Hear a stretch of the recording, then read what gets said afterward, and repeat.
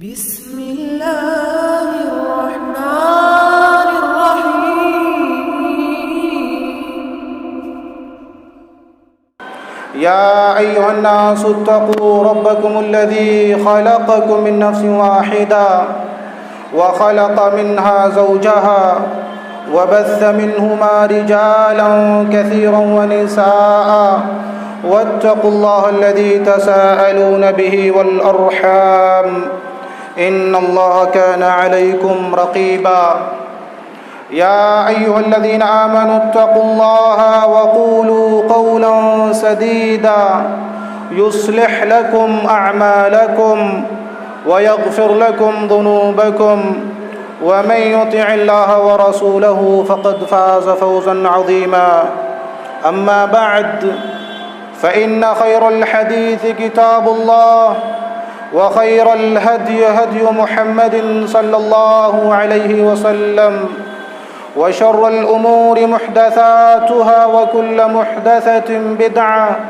وكل بدعة ضلالة وكل ضلالة في النار فأعوذ بالله السميع العليم من الشيطان الرجيم بسم الله الرحمن الرحيم قل إن كنتم تحبون الله فاتبعوني يحببكم الله ويغفر لكم ذنوبكم والله غفور رحیم۔ ہر قسم کی حمد و ثنا، بڑائی و کبریائی اللہ وحدہ لا شریک کے لیے لائق و زیبا ہے۔ بعدہ بے شمار درود و سلام نازل ہو تمام انبیاء کرام پر، خصوصاً ہمارے آخری نبی جناب محمد الرسول اللہ صلی اللہ علیہ وآلہ وسلم پر۔ قابل قدر بزرگوں اور دوستوں، نوجوان ساتھیوں، پیارے بچوں، پردہ نشیں پیاری مائیں اور بہنیں، 30/9/2022 کے اس خطبہ جمعہ میں میں جو موضوع لے کر کے آپ کی خدمت میں حاضر ہوا ہوں وہ موضوع ہے محبت رسول صلی اللہ علیہ وآلہ وسلم۔ محبت کسے کہتے ہیں؟ محبت کا معنی کیا ہے؟ محبت کس سے کی جائے؟ محبت کیوں کی جائے؟ محبت کا فائدہ کیا ہے؟ محبت کتنی کی جائے؟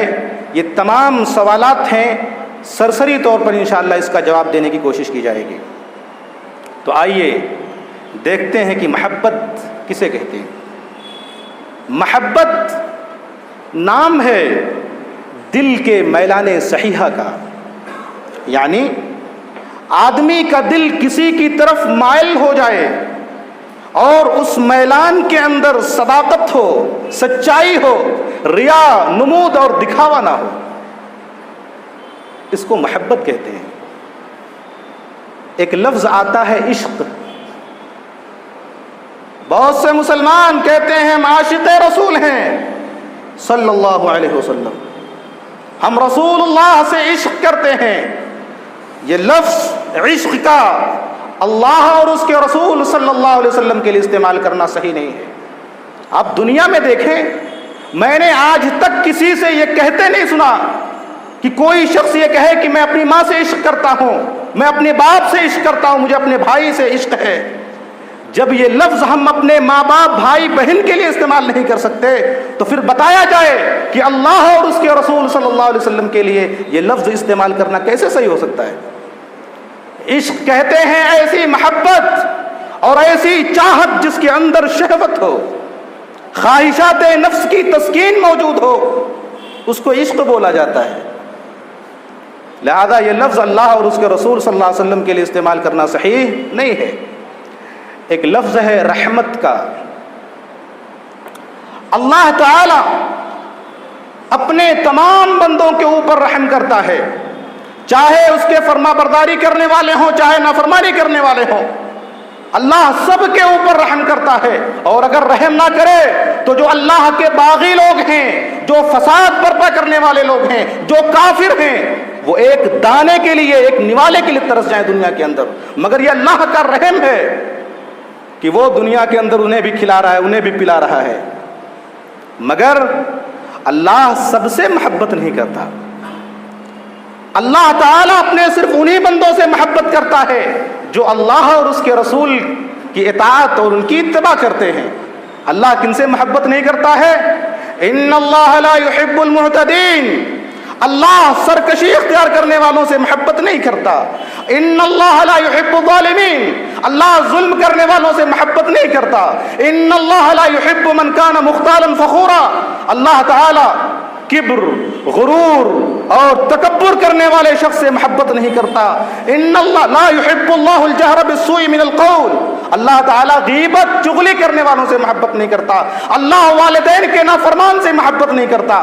اللہ تعالیٰ حرام خوری کرنے والوں سے محبت نہیں کرتا، لعن طعن کرنے والوں سے محبت نہیں کرتا۔ بہت سارے لوگ ہیں جن سے اللہ محبت نہیں کرتا۔ اللہ محبت کس سے کرتا ہے؟ جو اللہ اور اس کے رسول صلی اللہ علیہ وسلم سے سچی محبت کرتے ہیں اور ان کے احکام پر، ان کے بتائے ہوئے راستے پر چلتے ہیں، اللہ اور اس کے رسول انہی سے محبت کرتے ہیں۔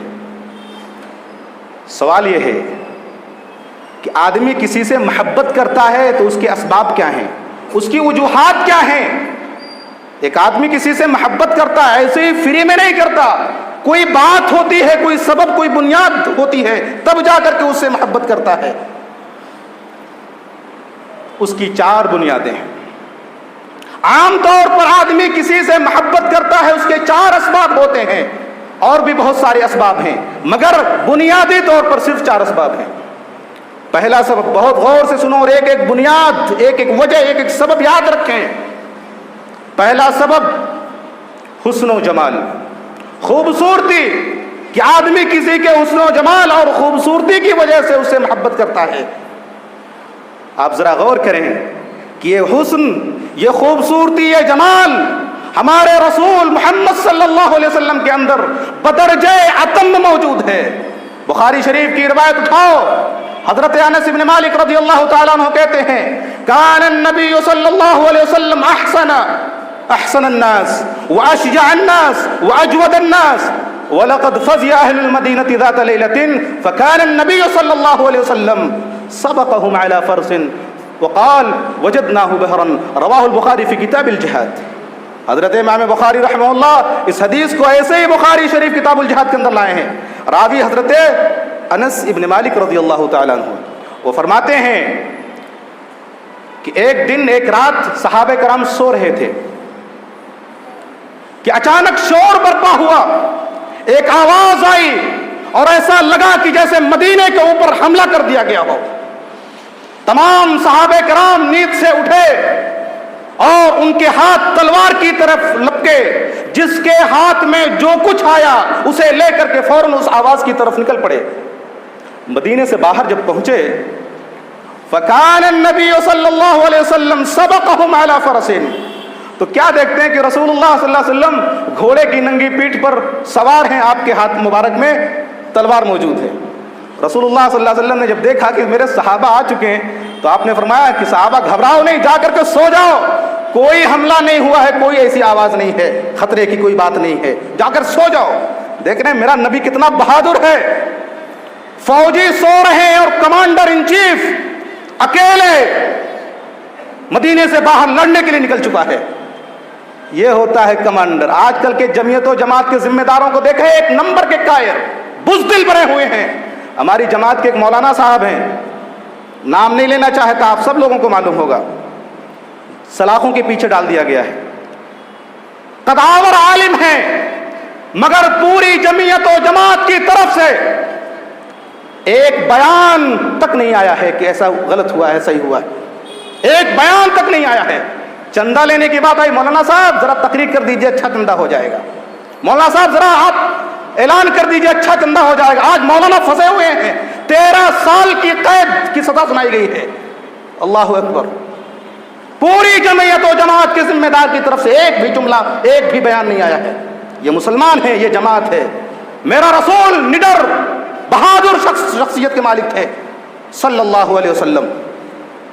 اور آپ نے آگے فرمایا وجدناہ بحرن، یہ جو گھوڑا ہے یہ بالکل میں نے اس کو دریا پایا. جس طرح دریا کا پانی تیزی کے ساتھ بہتا ہے ایسے ہی یہ گھوڑا بہت ہی تیز رفتاری کے ساتھ چلتا ہے. حضرت انس فرماتے ہیں کان النبی صلی اللہ علیہ وسلم احسن الناس، دنیا میں سب سے زیادہ حسین تھے میرے نبی صلی اللہ علیہ وسلم. واشجع الناس، سب سے زیادہ بہادر. واجود الناس، سب سے زیادہ فیاض دریا دل آدمی تھے. لہذا اگر حسن و جمال اور خوبصورتی یہ محبت کا سبب ہے تو ہمارے نبی صلی اللہ علیہ وسلم یہ محبت کے سب سے زیادہ قابل اور محبت کے سب سے زیادہ مستحق ہیں. اور کتنی محبت کی، کتنے حسین و کتنے جمیل ہیں. حضرت حسان ابن ثابت رضی اللہ تعالیٰ عنہ کی وہ منقبت جو رسول اللہ صلی اللہ علیہ وسلم کی شان میں انہوں نے پڑھی، وَأَحْسَنُ مِنْكَ لَمْ تَرَ قَطُّ عَيْنِي وَأَجْمَلُ مِنْكَ لَمْ تَلِدِ النِّسَاءُ خُلِقْتَ مُبَرَّأً مِنْ كُلِّ عَيْبٍ كَأَنَّكَ قَدْ خُلِقْتَ كَمَا تَشَاءُ. میرے محبوب صلی اللہ علیہ وسلم، میری آنکھوں نے آپ سے زیادہ حسین کسی شخص کو نہیں دیکھا. وَأَجْمَلُ مِنْكَ لَمْ تَلِدِ النِّسَاءِ، اور آپ سے زیادہ خوبصورت آج تک کسی کی ماں نے جنا ہی نہیں ہے. اتنا حسین اتنا خوبصورت میرے رسول صلی اللہ علیہ وسلم تھے. خلقت مبرأ من کل عیب، آپ تمام عیوب و نقائص سے اس طرح پاک و صاف پیدا کیے گئے ہیں کہ جیسے آپ اللہ کے سامنے کھڑے ہو کر کے کہہ رہے ہوں کہ اے اللہ تو مجھے ایسا بناتا جا، ایسا بناتا جا، اور اللہ نے بالکل آپ کے مطابق آپ کو بناتا چلا گیا. اس طرح آپ حسین و جمیل اور خوبصورت ہیں. لہذا اگر حسن و جمال اور خوبصورتی یہ محبت کا معیار ہے تو ہمارے رسول کے اندر یہ معیار، یہ سبب بدرجہ اتم موجود ہے صلی اللہ علیہ وسلم. دوسرا سبب قرابت، رشتہ داری. آدمی کسی سے محبت کرتا ہے رشتہ داری کی وجہ سے، قرابت کی وجہ سے. میرا باپ ہے، میرا بھائی ہے، میری ماں ہے، میرے چچا ہیں، تو رشتہ داری کی وجہ سے محبت کرتا ہے. آپ غور کریں کہ ہمارا رسول سے کیا رشتہ ہے، ہمارا رسول اللہ صلی اللہ علیہ وسلم سے قرابت کیسی ہے.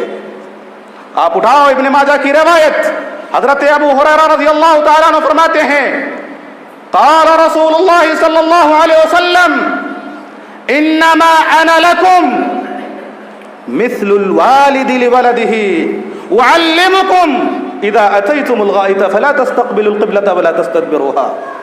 وامر بثلاثة احجار ونهى عن الروث والرمة ونهى ان يستطيب الرجل بيمينه.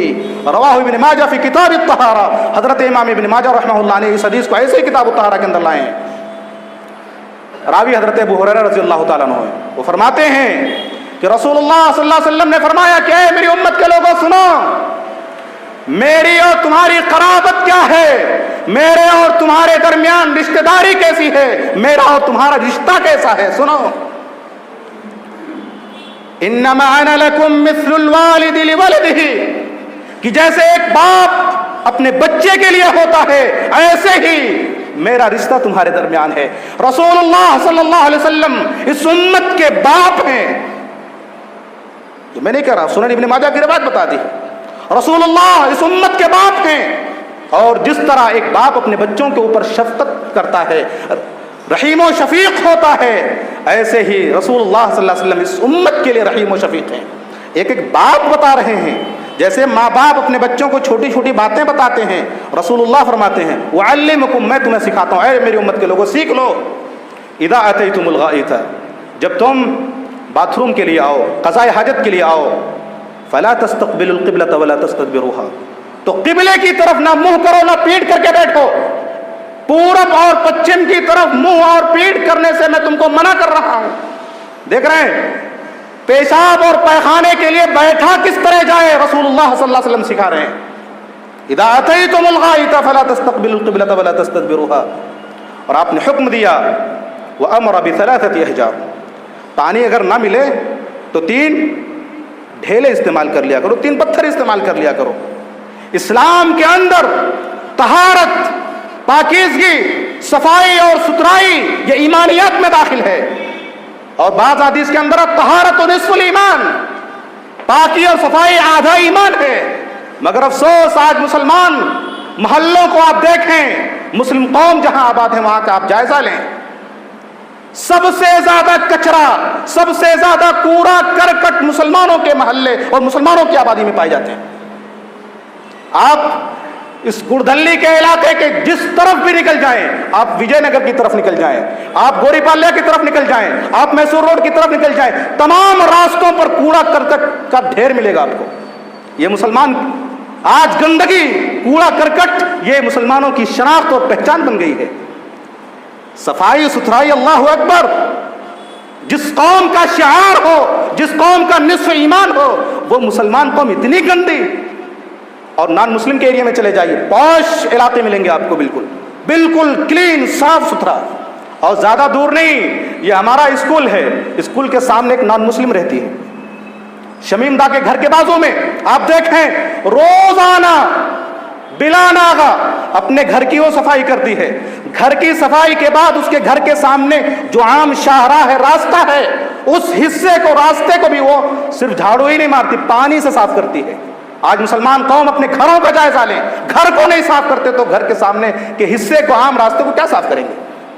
گھر کے اندر کچروں کا ڈھیر، کوڑا کرکٹ، کھٹمل، مچھر اور نہ جانے کیسی کیسی گندگی پائی جاتی ہے. اللہ کی پناہ، یہ مسلمانوں کی پہچان، مسلمانوں کا شعار بن گیا ہے. المہم کہنے کی بات یہ ہے کہ رسول اللہ صلی اللہ علیہ وسلم نے کہا پانی نہ ملے تو 3 ڈھیلے استعمال کر لو. وَنَهَا عَنِ الرَّوْثِ وَالرِّمَّةِ، اور ہڈی اور گوبر سے استنجا کرنے سے رسول اللہ صلی اللہ علیہ وسلم نے منع فرمایا ہے. اور آپ نے یہ بھی فرمایا وَنَهَا أَن يَسْتَطِيبَ الرَّجُلُ بِيَمِينِهِ، کہ آدمی پیشاب اور پائخانے کو صاف کرتے وقت اپنا داہنا ہاتھ استعمال نہ کرے، اپنے بائیں ہاتھ سے گندگی کو صاف کرے. اس کا مطلب یہ حدیث بتا رہی ہے کہ داہنے ہاتھ اور بائیں ہاتھ میں فرق ہے. داہنے ہاتھ سے اچھا کام کیا جاتا ہے، کھانا داہنے ہاتھ سے کھایا جاتا ہے، کپڑے داہنے ہاتھ سے پہنے جاتے ہیں، اور دیگر نیکی اور ثواب کے کام داہنے ہاتھ سے کیے جاتے ہیں. صدقہ کرو داہنے ہاتھ سے کرو. بائیں ہاتھ سے غلاظت اور گندگی صاف کی جاتی ہے. داہنا پیر مسجد کے اندر داخل ہو تو داہنے پیر سے داخل ہو، مسجد سے نکلو تو بایاں پیر نکالو. اور اسی طرح سے اگر سلام اور مصافحہ کرنا نیکی اور ثواب کا کام ہے تو داہنے ہاتھ سے کرو. بائیں ہاتھ ملانے کی کیا ضرورت ہے؟ جب داہنے اور بائیں ہاتھ میں فرق ہے تو داہنے ہاتھ سے مصافحہ کرو، بائیں ہاتھ ملانے کی کیا ضرورت ہے؟ یہ حدیث بھی ایک ہاتھ سے مصافحہ پر ایک شاندار دلیل ہے. اس حدیث سے مجھے استدلال یہ کرنا ہے کہ ہمارا رسول اللہ صلی اللہ علیہ وسلم سے رشتہ کیسا ہے؟ باپ جیسا ہے. کیسا رشتہ ہے؟ باپ جیسا ہے. آپ صلی اللہ علیہ وسلم ہماری روحانی باپ ہیں. لہذا اگر قرابت اور رشتہ داری یہ محبت کا سبب ہے تو رسول اللہ صلی اللہ علیہ وسلم سب سے زیادہ محبت کے قابل اور سب سے زیادہ محبت کے مستحق ہے. تیسرا سبب محبت کا وہ ہے احسان. کسی نے کسی کی مدد کر دی، کسی کے دکھ درد میں مصیبت میں کام آ گیا، کسی بچی کی کسی بچے کی شادی کرا دی، شادی نہیں ہو رہی ہے، کسی کو عمرہ کرا دیا، کسی کو حج کرا دیا، کسی کا گھر بنوا دیا، کسی کے کو روزی روٹی کے اوپر لگا دیا. یہ مدد ہے، احسان ہے. تو احسان کی وجہ سے آدمی اپنے محسن سے محبت کرنے لگتا ہے. یہ فطرت ہے کہ احسان کرنے والے سے آدمی محبت کرنے لگتا ہے. یہ اور بات ہے کہ کچھ اجڑ اور غیر شائستہ، غیر مہذب اور سانپ صفت انسان ہوتے ہیں جو احسانوں کو فراموش کر دیتے ہیں. اللہ نے فرمایا هل جزاء الاحسان الا الاحسان، احسان کا بدلہ صرف احسان ہے. لہذا اگر احسان یہ محبت کا سبب ہے تو آپ ذرا غور کریں، رسول اللہ صلی اللہ علیہ وسلم ہمارے سب سے بڑے محسن ہیں، اس کائنات کے سب سے بڑے محسن ہیں. مسلم شریف کی روایت اٹھاؤ، حضرت ابو ہریرہ فرماتے ہیں رسول اللہ صلی اللہ علیہ وسلم نے ارشاد فرمایا کہ اے لوگو سنو، انما مثلی ومثل امتی کمثل رجل استوقد نارا فجعلت الدواب والفراش يقعن فيه فأنا آخذ بحجزكم وأنتم تقهمون فيه. رواه مسلم في کتاب الفوائد. حضرت امام مسلم رحمہ اللہ اس حدیث کو ایسے ہی مسلم شریف کتاب الفوائد کے اندر لائے ہیں. راوی حضرت ابو ہریرہ رضی اللہ تعالیٰ عنہ ہیں، وہ فرماتے ہیں کہ رسول اللہ صلی اللہ علیہ وسلم نے ارشاد فرمایا کہ اے لوگوں سنو، میری اور تمہاری مثال اس آدمی کی طرح ہے، کمثل رجل استوقد نارا، جس نے آگ جلائی. ایک آدمی ہے آگ جلا رہا ہے، آگ جلانے کے بعد اب کیا ہوتا ہے، پتنگے، کیڑے مکوڑے، درندے، حشرات الارض اس آگ کے اوپر آ کر کے گرتے ہیں، آ کر کے کودتے ہیں، یقعن فیہ. اب وہ آدمی کیا کر رہا ہے، ان پتنگوں کو، ان کیڑے مکوڑوں کو اس آگ سے ہٹانے کی، بچانے کی کوشش کر رہا ہے. اور رسول اللہ کہہ رہے ہیں میری امت کے لوگوں سنو، فَأَنَا آخِذٌ بِحُجَزِكُمْ، میں تمہارے کمر کے حصے کو پکڑ کر کے جہنم کی اس ابدی آگ سے کھینچ رہا ہوں، اور تم ہو وَأَنْتُمْ تَقَهَّمُونَ فِيهِ، اور تم ہو کہ اس میں گرتے ہوئے جا رہے، تم ہو کہ تم ماننے سے باز نہیں آ رہے ہو، الٹی سیدھی حرکتیں کر رہے ہو، الٹے سیدھے کام کر رہے ہو. اگر احسان یہ محبت کا سبب ہے تو رسول اللہ صلی اللہ علیہ وسلم کتنے بڑے محسن ہیں. رسول اللہ نے فرمایا اے لوگوں سنو، ما بقی شیء یقرب من الجنہ ویباعد من النار الا وقد بین لکم، جنت سے قریب کر دینے والی تمام چیزوں کو میں نے تمہارے سامنے واضح کر دیا ہے، اور اسی طرح سے جہنم سے دور کر دینے والی تمام چیزوں کو میں نے بیان کر دیا ہے. لہذا بچاؤ اپنے آپ کو جہنم کی آگ سے. فَأَمَّا مَنْ ثَقُلَتْ مَوَازِينُهُ فَهُوَ فِي عِيشَةٍ رَاضِيَةٍ وَأَمَّا مَنْ خَفَّتْ مَوَازِينُهُ فَأُمُّهُ حَاوِيَةٌ،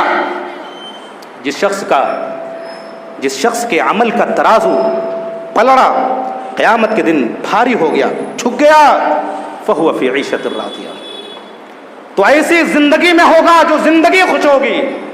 اب ذرا اندازہ کیجئے کہ جب وہ زندگی خوش ہوگی تو وہ زندگی جس آدمی کو ملے گی وہ کتنا خوش ہوگا.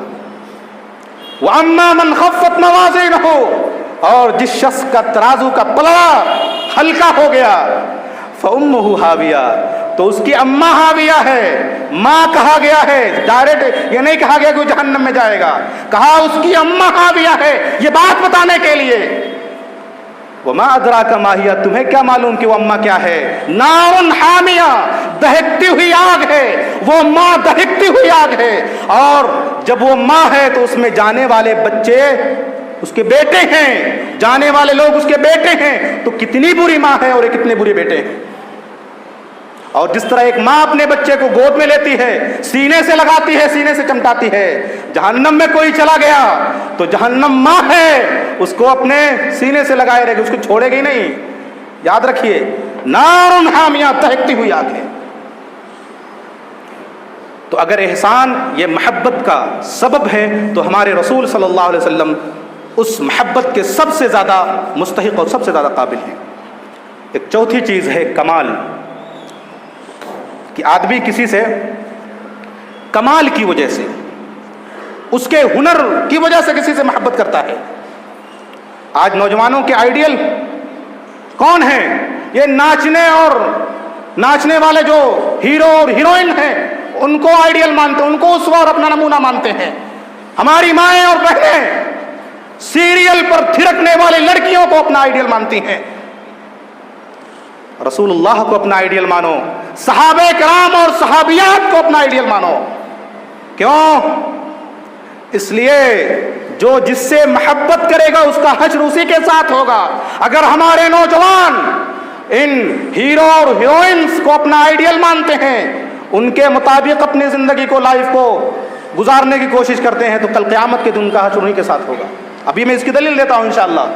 اور جو اللہ اور اس کے رسول کے ساتھ محبت کرتے ہیں، ان کو اپنا آئیڈیل اور اپنا اسوہ مانتے ہیں، ان کا حشر انہی کے ساتھ ہوگا.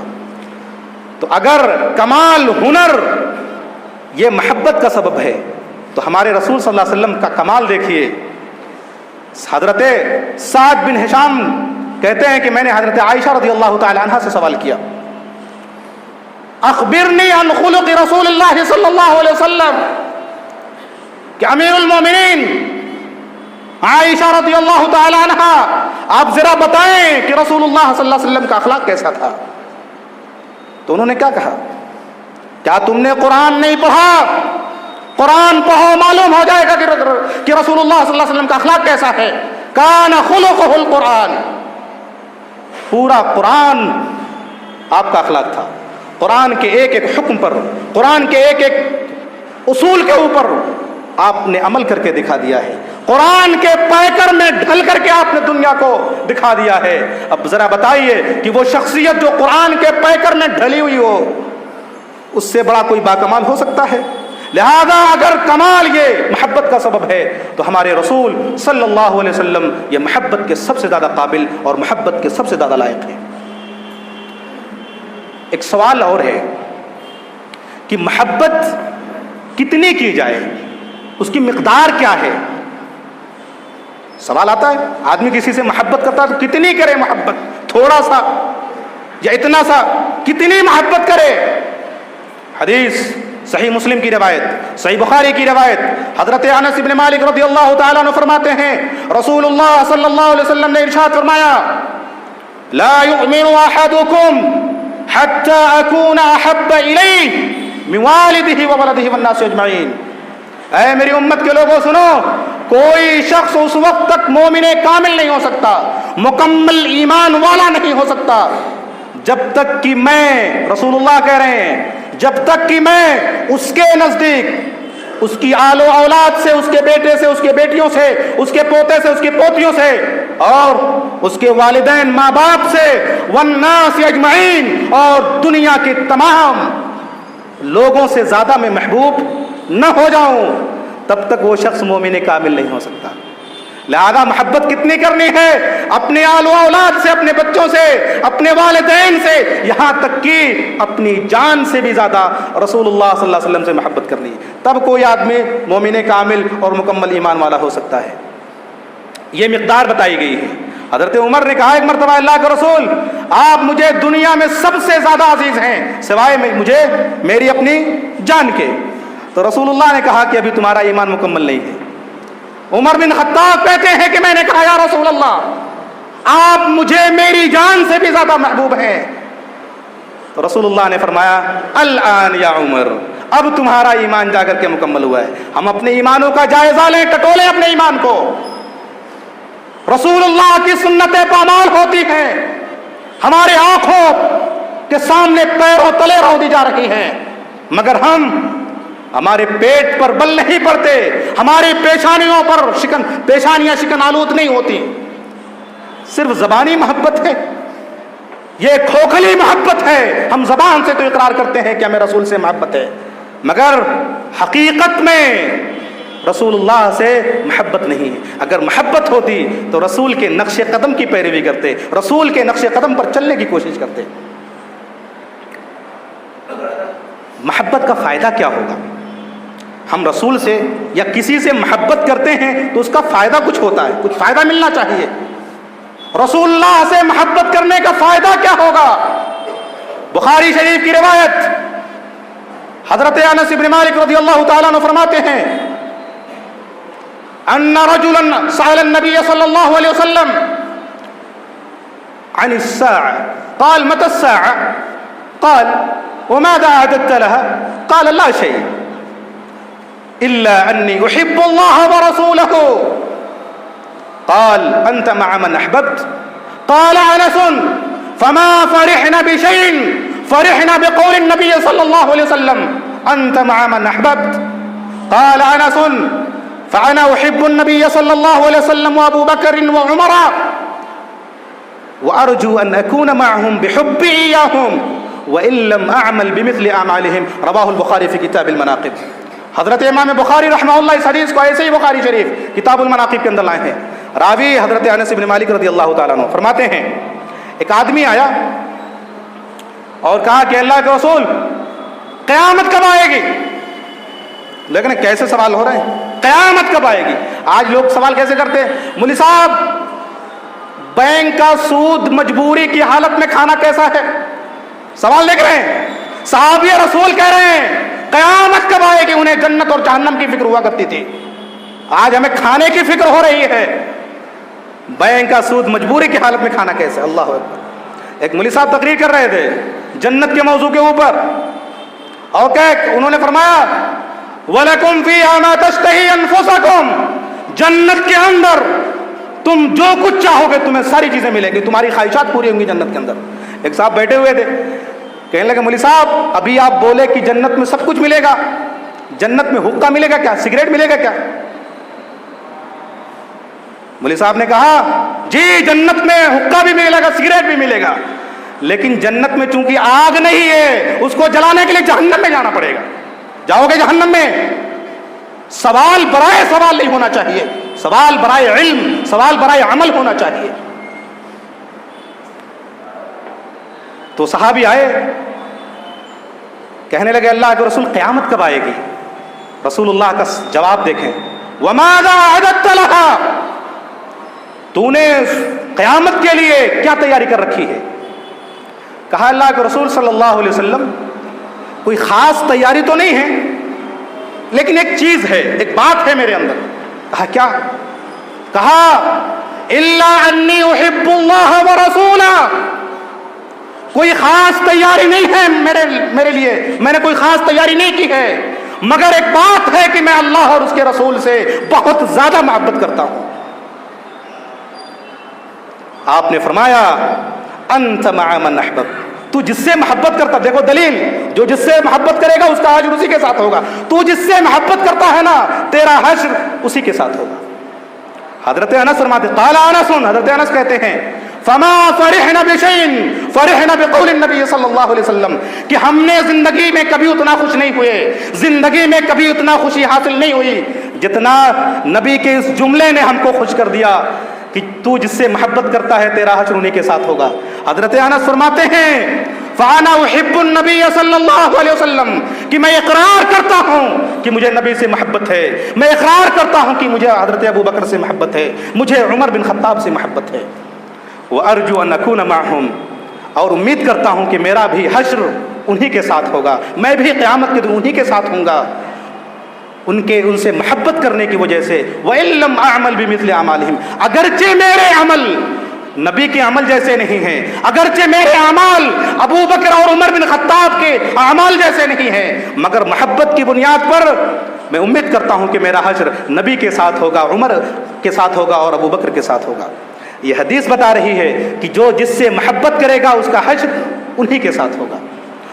وقت اجازت نہیں دیتا، ان تمام باتوں کو آپ اپنے ذہنوں میں محفوظ رکھیں۔ ہماری اگلی ملاقات انشاءاللہ اسی موضوع پر ہوگی۔ اللہ تعالیٰ سے میری دعا ہے کہ اللہ تعالیٰ ہمیں رسول اللہ صلی اللہ علیہ وسلم سے سچی محبت کرنے کی توفیق عطا فرمائے، رسول کی اتباع کرنے کی توفیق عطا فرمائے، رسول اللہ صلی اللہ علیہ وسلم کے نقش قدم پر چلنے کی توفیق عطا فرمائے، آپ کے چھوڑے ہوئے نقوش کو حرز جاں بنانے کی توفیق عطا فرمائے۔ اے اللہ جب تک زندہ رکھے اسلام پر زندہ رکھ، اور جب ایمان خاتمہ ہو تو ایمان پر ہو۔ اقول لکم ما تسمعون واستغفر اللہ لی ولکم ولسائر المسلمین واستغفروہ انہ هو الغفور الرحیم۔